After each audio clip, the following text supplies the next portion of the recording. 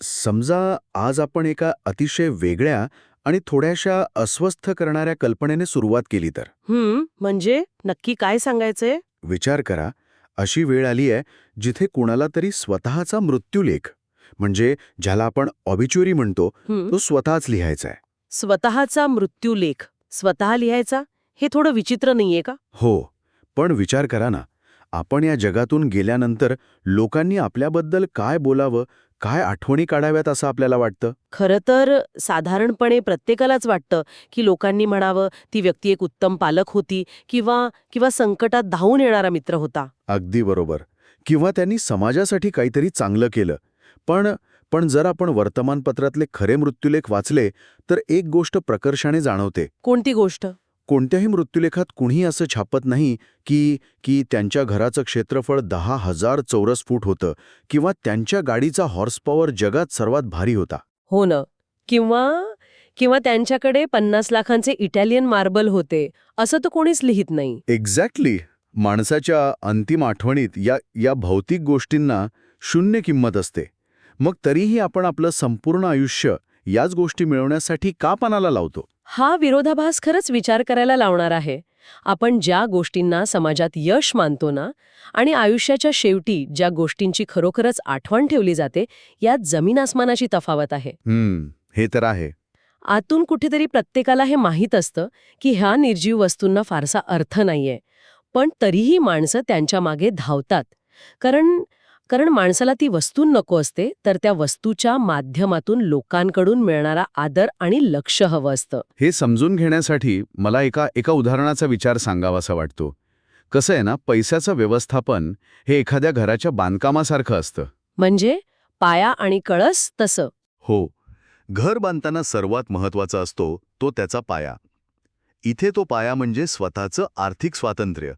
पण लोक अनेकदा भक्कम पाया बांधण्याऐवजी फक्त बाहेरच्या चकचकीत रंगावर आणि दिखाव्यावर लक्ष केंद्रित करतात. आणि खिडक्यांच्या डिझाईनवर खर्च करतात. अगदी बरोबर. तर आजच्या या सखोल चर्चेत आपण उपलब्ध असलेल्या सर्व संशोधनांच्या आणि नोट्सच्या आधारे ह्याच गोष्टीचा वेध घेणार आहोत. पैशाचा वापर हे फक्त स्प्रेडशीट किंवा व्याजाच्या दरांचं विज्ञान नाहीये. ती मानवी भावनांची एक कला आहे. बरोबर. हो, ती आपल्या भूतकाळाची एक अत्यंत गुंतागुंतीची कला आहे. विचारहीन उपभोगाकडून, म्हणजे काहीही विचार न करता नुसते खर्च करण्याकडून एका अर्थपूर्ण जीवनाकडे जाणारा प्रवास कसा असतो हे आपण आज शोधणार आहोत. आणि हे शोधताना आपल्याला एक गोष्ट मान्य करावी लागेल की जेव्हा आपण पैशाला कला मानतो तेव्हा आपण सर्वांना एकाच साच्यात बसवण्याचा हट्ट सोडून देतो. म्हणजे प्रत्येकाचा दृष्टिकोन वेगळा असतो. नक्कीच. कारण गणितात 2+2 नेहमी 4 होतात. पण पैशाच्या बाबतीत 2+2 हे तुमच्या भूतकाळावर आणि तुमच्या मानसिकतेवर अवलंबून असतात. इथेच मला सगळ्यात मोठा प्रश्न पडतो. जर आपला मृत्यूलेख आणि आपला प्रत्यक्ष खर्च यात इतकी तफावत आहे, तर माणसाच्या खिशाचा आणि त्याच्या भूतकाळाचा नेमका काय संबंध असतो? खूप जवळचा संबंध असतो. मला असं म्हणायचंय की माणसाच्या खर्चाची सवय ही त्याच्या हाताच्या फिंगरप्रिंटसारखी असते का, जी प्रत्येकाच्या वाढीच्या वातावरणानुसार पूर्णपणे वेगळी घडते? 100%.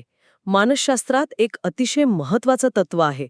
जर तुमच्याकडे पुरेशी माहिती असेल तर माणसाच्या प्रत्येक वागण्याचा अर्थ तुम्हाला लावता येतो. म्हणजे त्यांच्या दृष्टिकोनातून ते वागणं लॉजिकल असतं. हो. आपण अनेकदा लोकांच्या उधळपट्टीवर सहज टीका करून मोकळे होतो, पण जेव्हा आपण त्या व्यक्तीच्या भूतकाळाच्या मुळाशी जातो तेव्हा चित्र वेगळं दिसतं. अनाथालयात वाढलेल्या मुलांचंच उदाहरण घेऊया.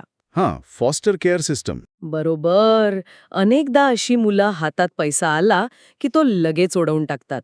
वरवर पाहता हे अज्ञान वाटतं, पण यामागील विज्ञान काय आहे? काय आहे? ज्या मुलांनी आयुष्यात कधीच सुरक्षितता पाहिली नाही, ज्यांना उद्याचं जेवण मिळेल की नाही याची शाश्वती नसते, त्यांच्या मेंदूची जडणघडणच अशी होते की ते फक्त पुढच्या 24 तासांचा विचार करू शकतात. अरे बापरे, म्हणजे त्यांच्यासाठी भविष्य ही संकल्पनाच अस्तित्वात नसते. अगदी तसंच. त्यांच्यासाठी 10 वर्षांनंतरची गुंतवणूक ह्या गोष्टी अर्थही नसतात.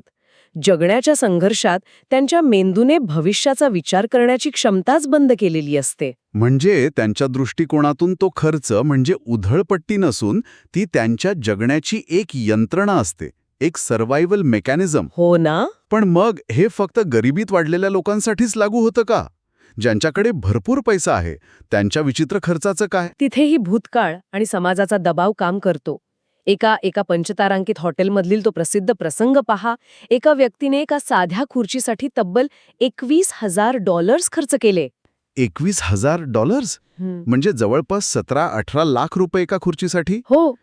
आणि जेव्हा त्या व्यक्तीला विचारलं गेलं की एका खुर्चीसाठी इतका अवाढव्य खर्च का, तेव्हा त्याचं उत्तर अतिशय धक्कादायक होतं. तो म्हणाला, जेव्हा तुमच्याकडे पैसा येतो तेव्हा तुम्हाला हे असंच करावं लागतं. म्हणजे तो ती खुर्ची त्याच्या सोयीसाठी किंवा आरामासाठी भेट नव्हता. अजिबात नाही. तो एका अदृश्य सामाजिक स्क्रिप्टचं पालन करत होता. श्रीमंत झाल्यावर कसं वागावं याची समाजाने दिलेली एक अदृश्य यादी तो पूर्ण करत होता. बापरे, म्हणजे समाज जणू काय आपल्याला एक नाटक लिहून देतो आणि आपण न विचार करता त्यातले पात्र जगत राहतो. पण याच्या अगदी विरुद्ध परिस्थिती असू शकते का? विरुद्ध म्हणजे कशी? जिथे माणसाकडे पैसा आहे पण तो भूतकाळातील आघातांमुळे खर्चच करू शकत नाही. नक्कीच असू शकते. टिफनी अलीच्या नावाच्या अत्यंत यशस्वी आर्थिक मार्गदर्शिकेचं उदाहरण यासाठी अतिशय चपखल आहे. ती आज घडीला अतिशय श्रीमंत आहे. पण तिने स्वतः कबूल केलंय की ती पोस्ट ट्रॉमॅटिक ब्रोक सिंड्रोमने ग्रस्त आहे. भूतकाळात तिने गरिबीचे इतके भयंकर चटके सोसलेत की आता तिच्याकडे भरपूर पैसा असूनही तो खर्च करताना तिला अक्षरशः घाम फुटतो. म्हणजे तिला सतत वाटतं की आपण पुन्हा त्याच गरिबीत तर ढकलले जाणार नाही ना? हा एक प्रकारचा मानसिक आघातच आहे. हो ना. आणि याच्या अगदी उलट प्रतिक्रिया आपल्याला 1920च्या दशकात पाहायला मिळते. पहिल्या महायुद्धाच्या नंतरचा काळ, बरोबर? हो.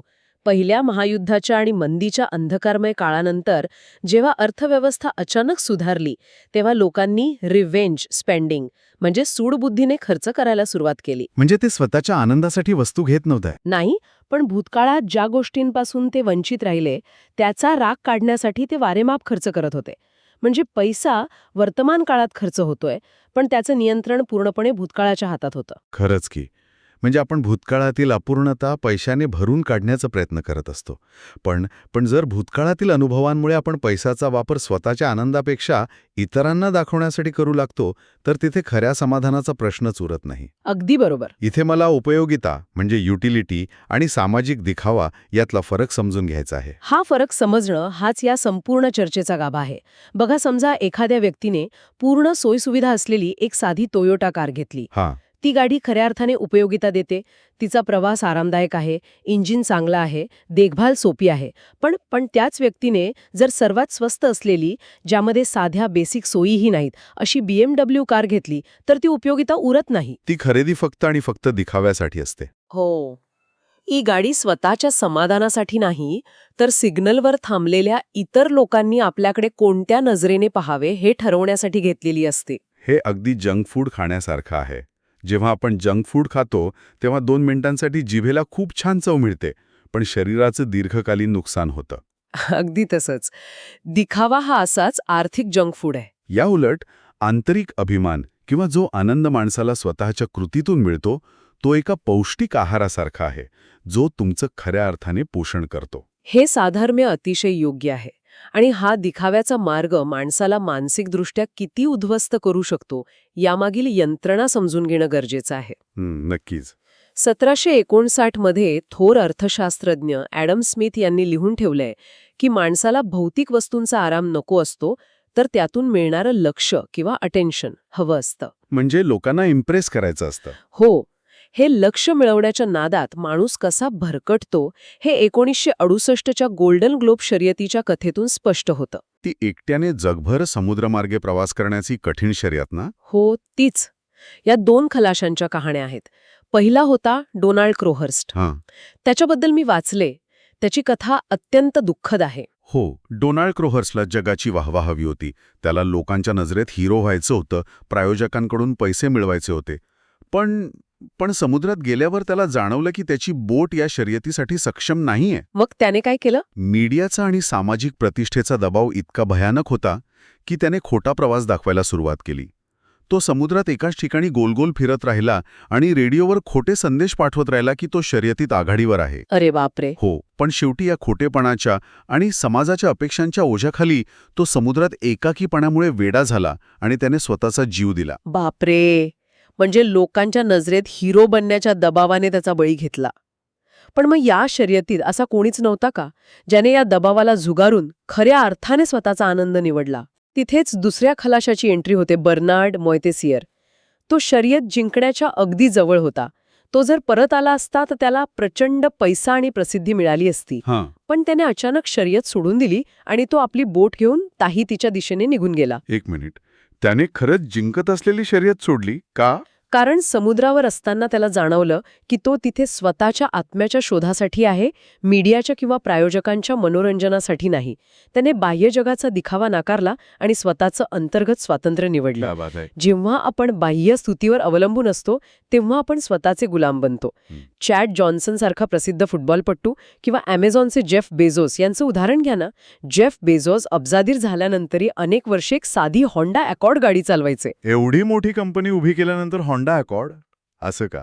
तेव्हा तुम्हाला स्वतःला सिद्ध करण्यासाठी कोणत्याही स्टेटस सिम्बॉलची गरज उरत नाही. लोकांचा आदर तुमच्या कामातून मिळतो, तुमच्या हातातील महागड्या घड्याळातून नाही. हे खूपच प्रेरणादायी आहे. पण मला इथे एका गोष्टीचा अर्थ समजून घ्यायचा आहे. आपण सतत अधिक मिळवण्याच्या शर्यतीत धावत असतो. आज साधी गाडी असली की उद्या मोठी हवी असते. हे थांबत का नाही? यामागे पूर्णपणे मानवी मेंदूचं रसायनशास्त्र आहे. याला मानसशास्त्रात डोपामाइन ट्रेडमिल म्हणतात. आपल्याला वाटतं की नवीन वस्तू मिळवल्यावर आनंद मिळेल. पण तसं नसतं का? नाही.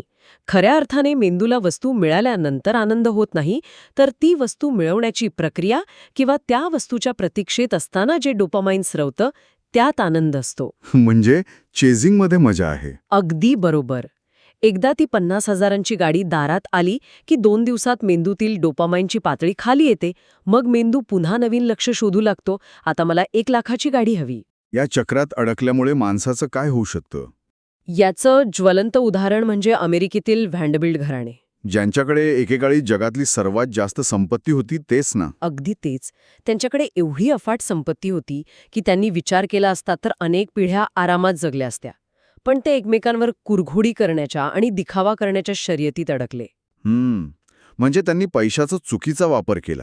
हो, त्यांनी राहण्यासाठी नव्हे तर फक्त ॲस्टर कुटुंबापेक्षा मोठं घर बांधता यावं म्हणून भव्य राजवाडे बांधले.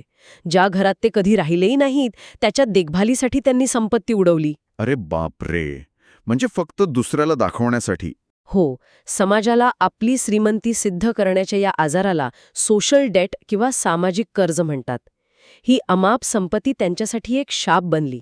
संपत्तीने त्यांना स्वातंत्र्य देण्याऐवजी आपला गुलाम बनवलं. पैशाने विकत घेतलेलं दारिद्र्य किती भयंकर विरोधाभास आहे यात. मी अब्जावधी डॉलर्स कमवले पण स्वतः अतिशय साधा जीवन जगले. त्यांनी स्वतःचं कोणतंही घर किंवा गाडी घेतली नाही आणि आपली सगळी संपत्ती गुप्तपणे दान करून टाकली. त्यांना पैशाने स्वातंत्र्य दिलं. म्हणजे त्यांच्यासाठी पैसा हे एक साधन होतं. हो.